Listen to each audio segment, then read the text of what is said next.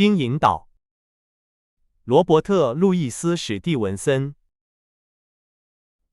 第6部分，斯莫利特船長。第28章，敵人的營地。火把的紅光照亮了碉堡內部，我最壞的恐懼變成了現實。海盜們佔領了小屋和裡面的物資，白蘭地酒桶、鹹豬肉和麵包都和以前一樣。然而，讓我恐懼10倍的是，沒有絲毫囚犯的蹤跡。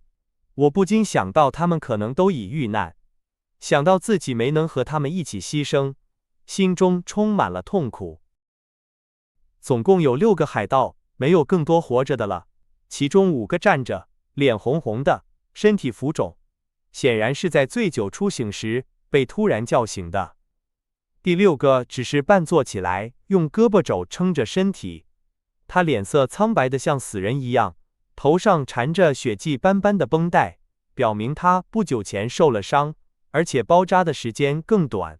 我想起了在激戰中槍後逃進森林的那個人，我毫不懷疑，我面前的就是他。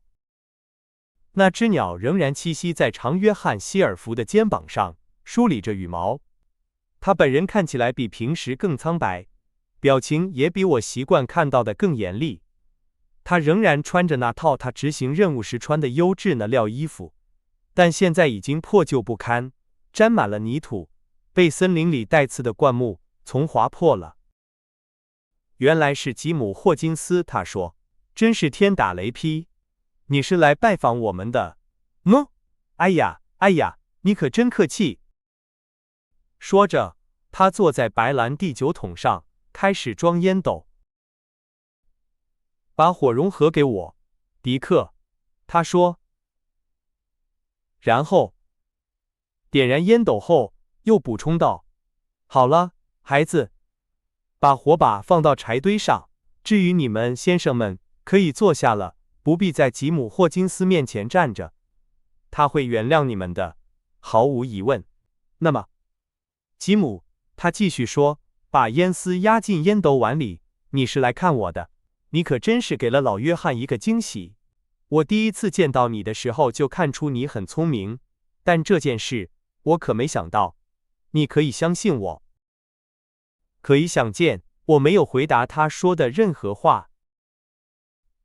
我背靠着牆，站在那裡，直視着長約翰·希爾弗。至少我希望自己的姿態能表現出極大的堅定，儘管我的內心充滿了最深的絕望。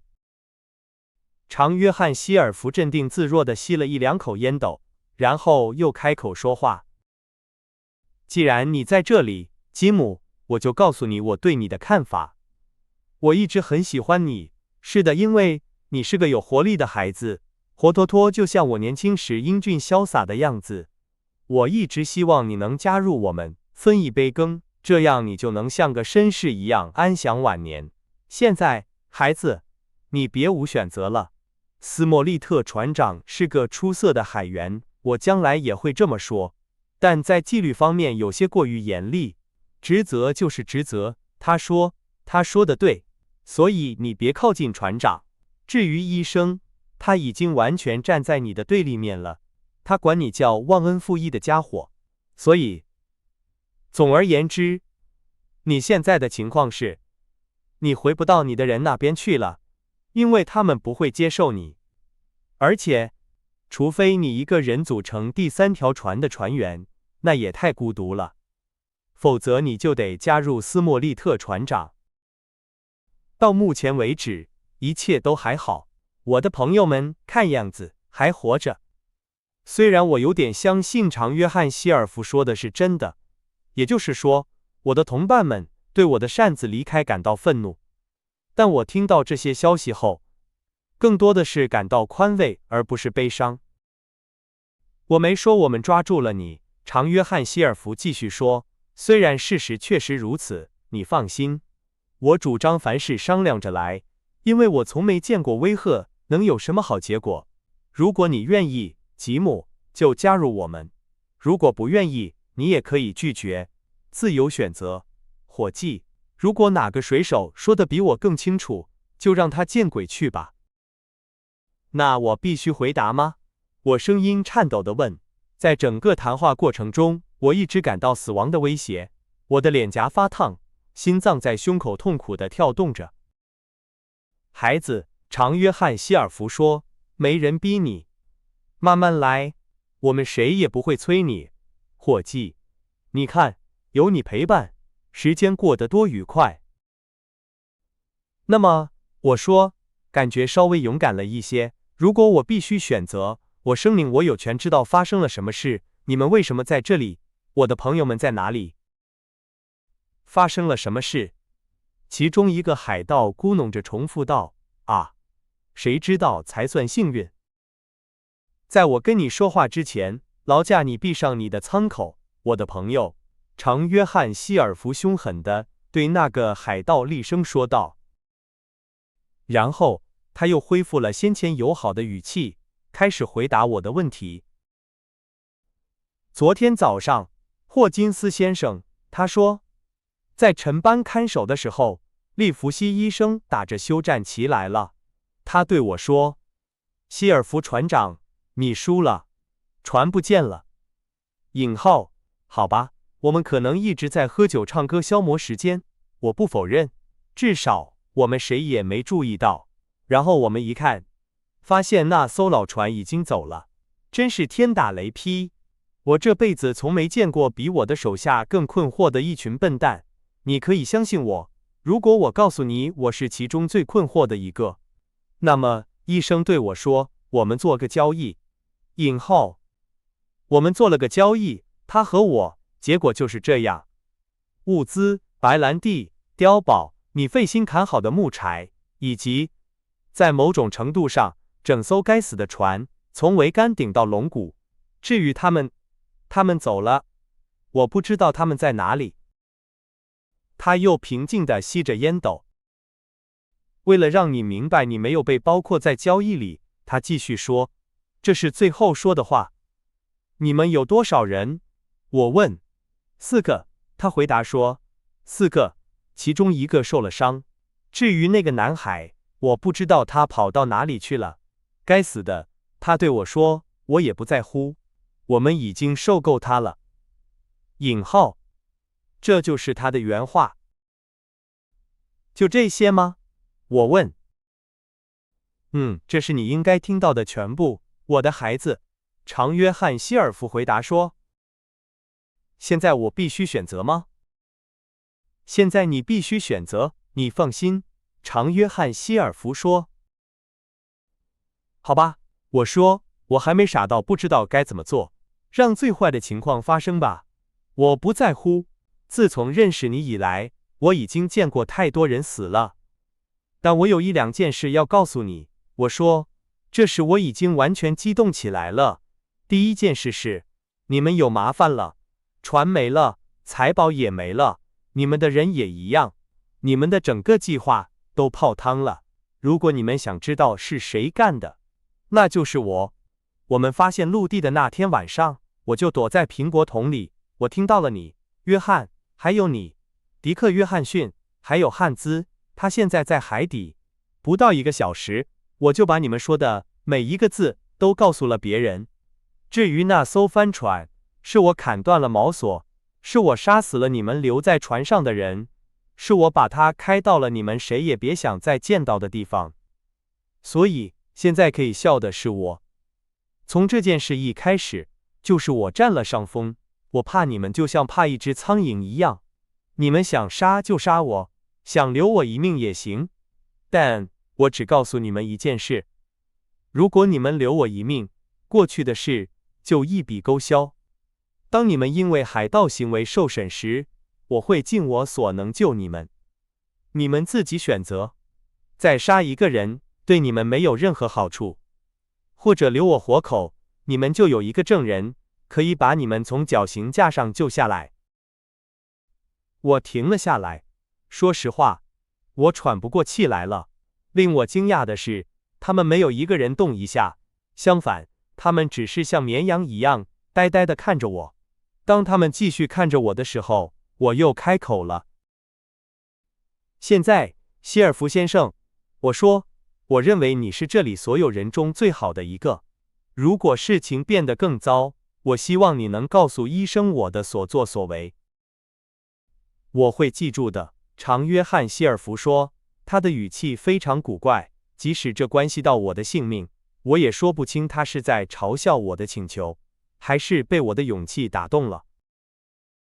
我還要補充一句，那個名叫摩根的紅褐色面孔的老水手喊道，我曾在布里斯托爾碼頭長約翰·希爾弗的酒館裡見過他，是他認出了黑狗。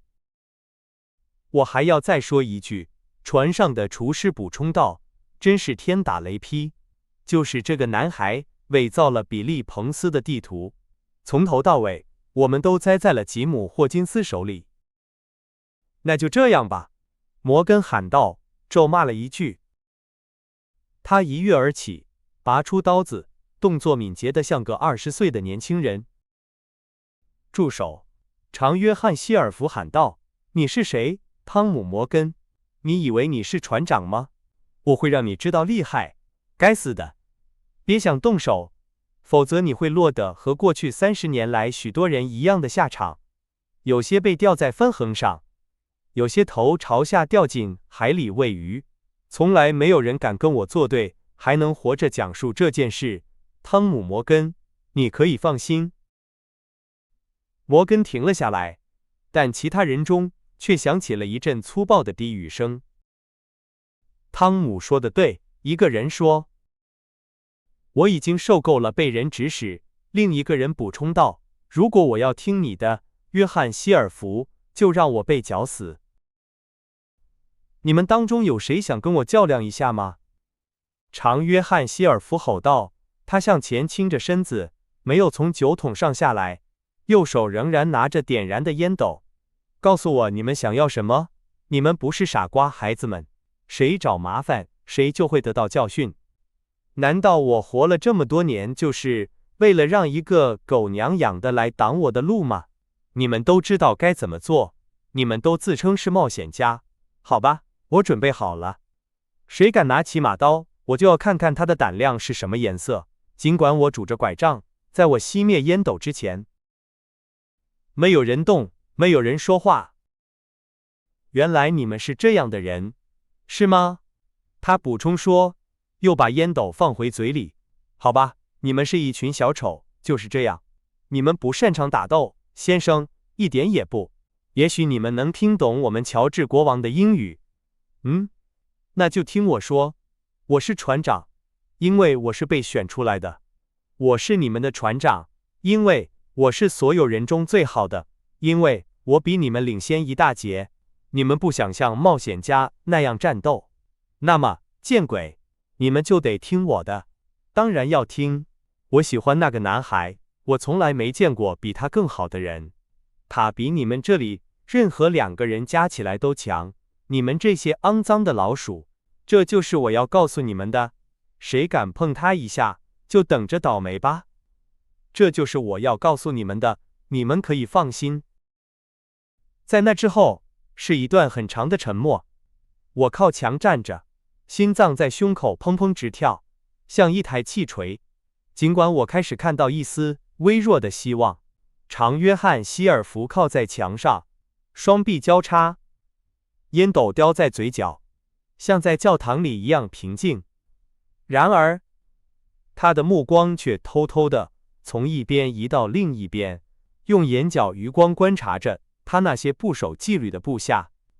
他們則慢慢地聚集在碉堡的另一頭，我能聽到他們竊竊私語發出的嘶嘶聲。他們一個接一個地抬起頭，火把的紅光短暫地照亮了他們緊繃的臉，但他們的目光並非投向我，而是投向長約翰·希爾弗。看來你們有很多話要說，長約翰·希爾弗評論道，朝空中吐了口唾沫。說吧，讓我聽聽，或者閉嘴。請允許，先生，其中一個人回答說，您違反了一些規定，也許您會尊重其他的規定。這幫船員很不滿意，這幫船員受不了被人粗暴對待。這幫船員和其他人一樣有自己的權利，如果我可以這麼說的話。而且，根據您自己制定的規則，我認為我們可以互相商議。我請求您的允許，先生，承認您現在是我們的船長，但我要求我離開這裡舉行會議的權利。說着，那個瘦長、面色蒼白、眼睛發黃、大約35歲的男人，行了一個複雜的水手禮，平靜地走向門口，走出了小屋。其他人一個接一個地效仿他的榜樣，每個人在經過船長身邊時都向他敬禮，同時說了一些道歉的話。這符合規定，一個人說。在前甲板開會，摩根說。就這樣，他們一邊說着一些零星的話，一邊都走了出去，只留下長約翰·希爾弗和我，還有火把。船上的廚師立刻從嘴裡拿下了煙斗。現在聽着，吉姆·霍金斯，他用一種幾乎聽不見的堅定聲音低聲說，你離死亡只有幾步之遙，更糟糕的是，離酷刑只有幾步之遙。他們想除掉我，但是你放心，無論發生什麼事，我都會站在你這邊。我本來沒打算這麼做，至少在你把話說清楚之前。我幾乎因為失去了這麼大一筆財富，更糟糕的是，因為可能要上絞刑架而感到絕望。但那時，我意識到你是個好孩子，我就對自己說，站在霍金斯這邊，約翰·霍金斯也會站在你這邊。你是他最後的王牌，天打雷劈，他對你來說也是一樣。引號。所以我就對自己說，我們要背靠背戰鬥。你救你的證人，他救你的脖子。我開始有點明白他的意思了。你是說一切都完了嗎？我問。當然完了，他回答說。沒有船，沒有命根子，事情就是這樣。我看了一眼海灣，吉姆，發現帆船不見了。我是個見過世面的人，但我還是感到一陣虛弱。至於那幫家伙和他們的會議，他們是一群膽小的笨蛋。我會救你的命，如果我能的話。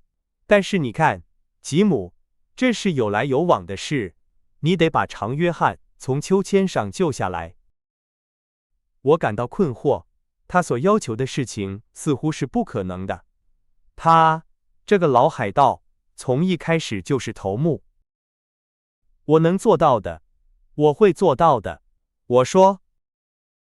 成交，長約翰·希爾弗喊道，你說話很有膽量，而且，管他媽的，我還有一次機會。他一瘸一拐地走到靠在柴堆上的火把旁，重新點燃了煙斗。理解我，吉姆。他在回到我身邊時說，我的頭腦很清醒。是的，我現在站在箱身那邊了。我知道你把船安全地葬在了某個地方。我不知道你是怎麼做到的，但我確信是這樣。我想漢茲和奧布萊恩會手下留情。我從來不怎麼看得起那兩個人。現在聽我說，我不問問題，也不希望別人問我問題。我知道什麼時候輸了，我知道得很清楚，而且我知道如何識別有骨氣的孩子。啊，那就是你，你和我一起本來可以成就大事。他用一個小勺子從酒桶裡舀了一點白蘭地。想嘗嘗嗎，夥計？他問。當我告訴他不喝時，他說：好吧，我要喝一點，吉姆。我需要好好地填縫一下，因為我們要打架了。說到打架，醫生為什麼要給我地圖，吉姆？我的臉上露出了如此自然的驚訝表情，以至於他明白不需要再問了。啊，他確實給了我。他說，這裡面肯定有什麼名堂，毫無疑問，無論好壞，下面肯定有什麼東西，吉姆。他又喝了一口白蘭地，搖着他那金黃色的腦袋，就像一個預料到最壞情況的人一樣。